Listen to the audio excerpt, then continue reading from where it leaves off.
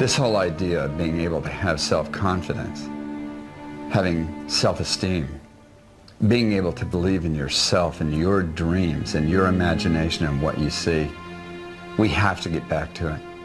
We're destroying millions and millions of people and the gift that they bring into the world naturally, because we don't even understand anymore what education is.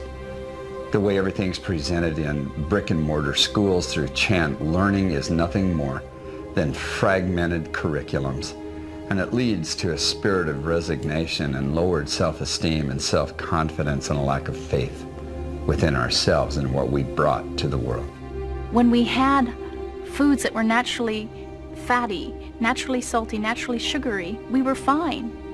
And here's the question, is it a coincidence that the countries with the most low-fat, no-fat, fake fat, low sugar, no sugar, fake sugar products in the world have the highest incidence of heart disease, diabetes, obesity, and cancer? We've got more low-cal, low-fat, more hospitals, more medical facilities, more healthcare, more supplements, more drugs than we've ever had, yet we're the sickest, fattest and unhealthiest we've ever been. People's intent is good. You know, they want to actually do the right things by their body.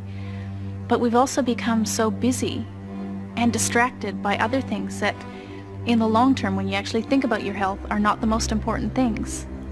That we think that somehow it'll all be taken care of and manufacturers will do what they say and governments won't allow bad things into our food.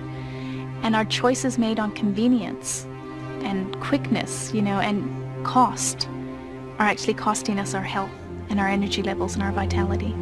What if the entire pharmaceutical medical industry is wrong? What if it's nothing more than a 90-year experiment? Why is it that there were only 7 diseases in mankind with only 10 plant-based medicinals? And in 90 years we went to 10,000 legally registered human diseases with over 500,000 patented pharmaceutical drugs? You can't even have a drug as a pharmaceutical unless it's toxic and poisonous to the human system. Why do we have to have 500,000 drugs and 10,000 diseases? How did that happen? If we're so smart, why is it that cancer gets more and more and more every year? Why is there more heart disease every year? Why is there more diabetes every year? Why is there more arthritis? Why is there more liver failure and kidney failure and this and that and the other? More unnecessary surgeries every single year. If we're so smart and we know what we're doing, why isn't it going down? Why is it going up?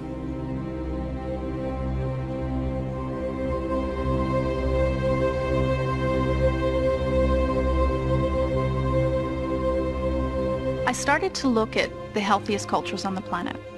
I thought, what were they doing that we weren't?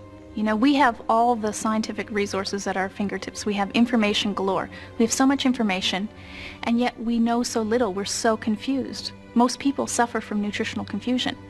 So I thought, well, what are they doing? And then I started to observe the cultures with the least amount of lifestyle diseases were living what I call nature's principle, which is if you look at what happens in nature, these people were eating and living in accordance with what nature provided. So what was most bioavailable was what they ate. Now, keep in mind, we are made from the planet. Everything, we've got the periodical table, all the minerals, everything in it, every element that's there, we have to be made of, because that's the only tools the planet has. So everything is made of the same sort of things. Right from the beginning of man, we looked at ways of sourcing our food more conveniently. And then we moved into a place where we then preserved it. Then what happened is we took it too far. And we, instead of preserving with simple things like natural salts, natural oils, and sugars, natural sugars, we then moved on to chemicals or refined versions of salts, oils, and sugars. Because what happened is that meant they stayed longer on the shelves. And when that happened, a significant change happened to the human development and within our diet. We then turned a natural substance into an unnatural substance through processing, and what it did was it removed the nutrients from the food that actually protected us against disease. The very things that helped us grow and develop to the stage we were at then was now being taken from our foods.